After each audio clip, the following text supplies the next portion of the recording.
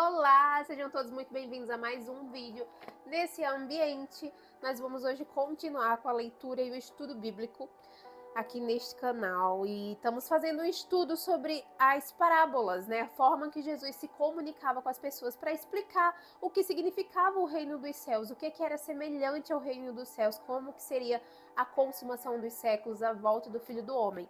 E ontem eu estava lendo a Bíblia e aí eu estava lendo Mateus. Eu tô amando o livro de Mateus. Eu tô lendo dois livros ao mesmo tempo. Na verdade, eu leio assim, né?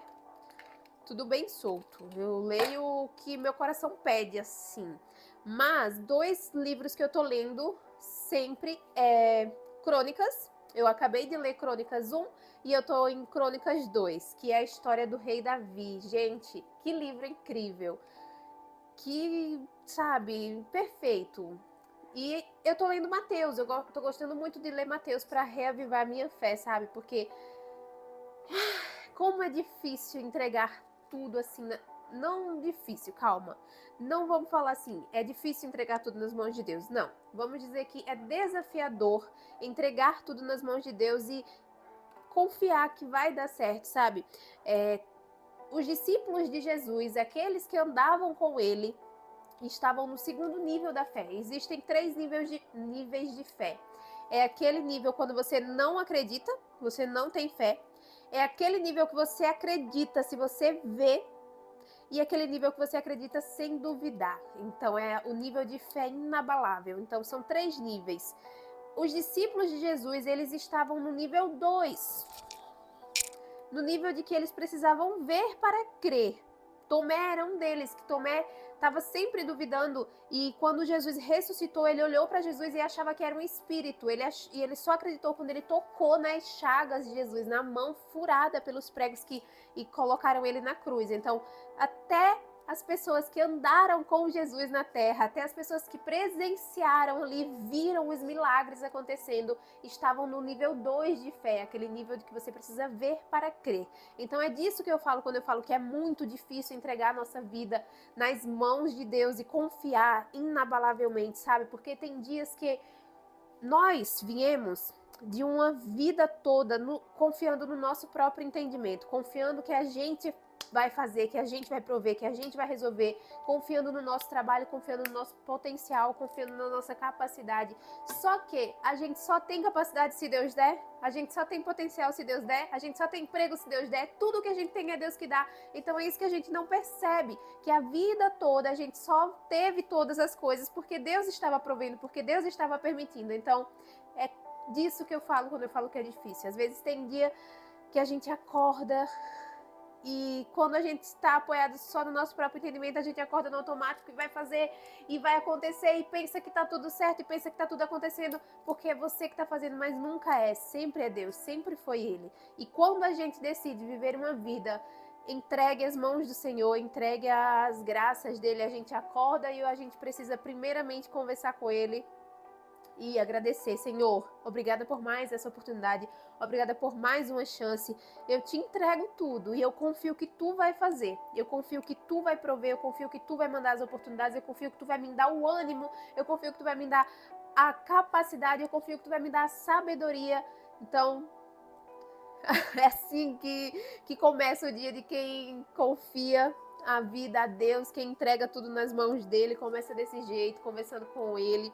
Então, tá, mas vamos lá, vamos pro assunto que eu já comecei falando e nem entrei no vídeo ainda.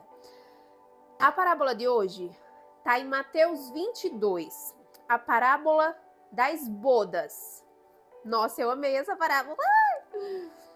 De novo, entrou Jesus a falar por parábolas, dizendo-lhes: o reino dos céus é semelhante a um rei que celebrou as bodas de seu filho. Bodas é aniversário, né? Vocês sabem. Então, enviou os seus servos. Veja bem, o reino dos céus é semelhante ao rei que celebrou as bodas do filho. E ele enviou os seus servos. Os servos que estão sendo enviados são os anjos do Senhor. Na minha interpretação, tá?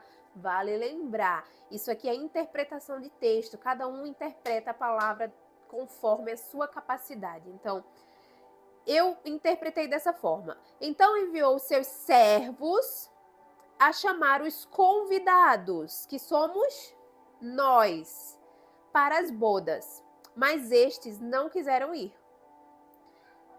Enviou ainda outros servos com esta ordem: dizei aos convidados: eis que já preparei o banquete. Os meus bois e cevados já foram abatidos e tudo está pronto. Vinde para as bodas. Veja bem, o rei é semelhante ao reino dos céus. Aqui Jesus está comparando esse rei ao reino dos céus. Os servos são os anjos que foram enviados pelo rei, por Deus, por Jesus, a convidarmos, a nos convidar. Nós somos os convidados. E ele fala, vai lá e convida todo mundo para celebrar comigo, para celebrar com Deus, para viver em comunhão. E aí a gente não quis ir. Os convidados não quiseram ir. E aí ele mandou mais servos, mais anjos e pediu para eles dizerem: fala que tá tudo pronto aqui, que tem boi, que tem novilho, que tá tudo já pronto, já foram abatidos, o banquete tá aqui para todo mundo. Fala para eles virem celebrar as bodas. Eles, porém, não se importaram e se foram. Um para o seu campo, outro para o seu negócio. Gente, não é assim que a gente age no dia a dia? Tipo, Deus está o tempo inteiro nos convidando a celebrar com Ele. Deus está o tempo todo nos convidando a vivenciar das maravilhas que Ele tem para nossa vida. Deus está o tempo todo nos convidando a vivenciar do seu banquete, de tudo que Ele tem preparado para a gente. E a gente está o tempo todo se negando, a gente está o tempo todo não indo, a gente está o tempo todo virando as costas para o Senhor, a gente está o tempo todo focado no nosso trabalho, no nosso campo, na nossa atividade, no nosso relacionamento, na nossa vida, no nosso. E Deus tá lá com tudo pronto, com um banquete maravilhoso. Muitas vezes a gente tá aqui no dia a dia preocupado com o que a gente vai comer. Preocupado, meu Deus, o que é que eu vou comer? Eu tenho que fazer as compras, tá tudo acabando, o armário tá ficando vazio, a geladeira tá ficando vazia, eu tenho que comprar as coisas. E Deus tá ali com um banquete pronto para você. E você não reconhece, você não vai, você recusa o convite dele, um atrás do outro. É assim que a gente age. E aqui, um foi para o seu campo e outro para o seu negócio. E outros agarraram os servos e os maltrataram e mataram. Foi o que fizeram com Jesus na terra. O que foi que fizeram com Jesus? Crucificaram Jesus, apontaram, traíram. Então foi o que fizeram com Jesus. O rei ficou irado e, enviando as suas tropas, exterminou aqueles assassinos e lhe incendiou a cidade. Então disse aos seus servos: está pronta a festa, mas os convidados não eram dignos. Olha que triste, cara. Eu me arrepio inteira com isso, porque Deus, ele tá a todo momento preparando um banquete pra gente e a gente tá negando a todo momento, negando o convite dele para desfrutar desse banquete maravilhoso que ele nos prepara. Então ele fala que a festa estava pronta, mas os convidados não eram dignos.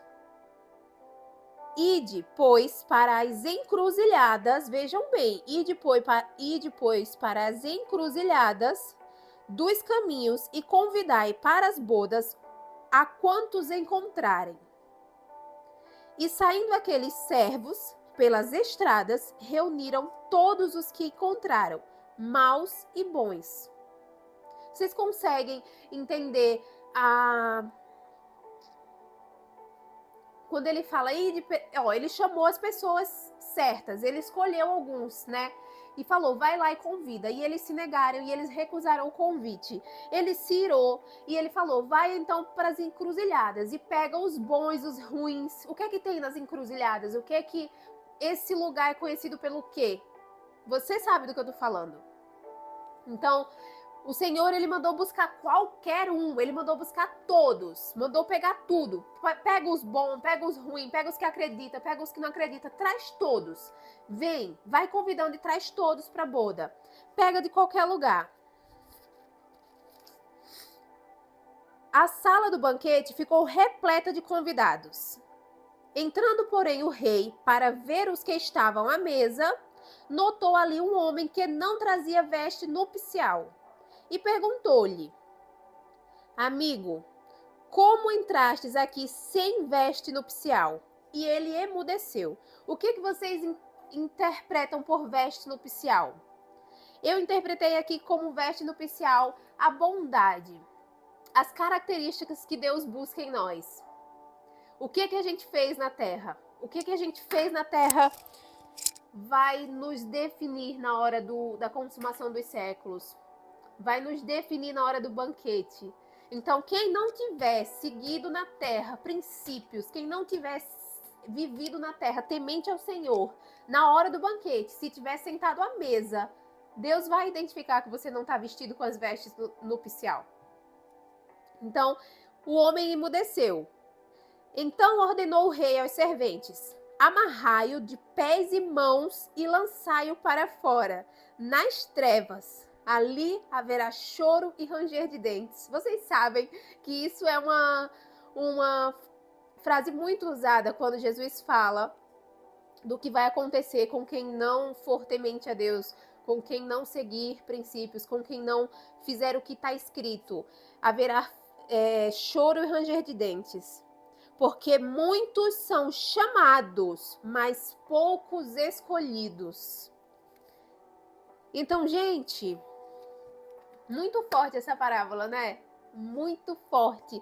Ele usa mais uma vez do contexto da época, do que as pessoas entendiam naquele tempo, para falar de como que vai ser o reino dos céus, para falar de como que vai ser a volta do Filho do Homem, de como que vai ser a consumação dos séculos. Estejam atentos. Quem tem ouvido para ouvir, ouça.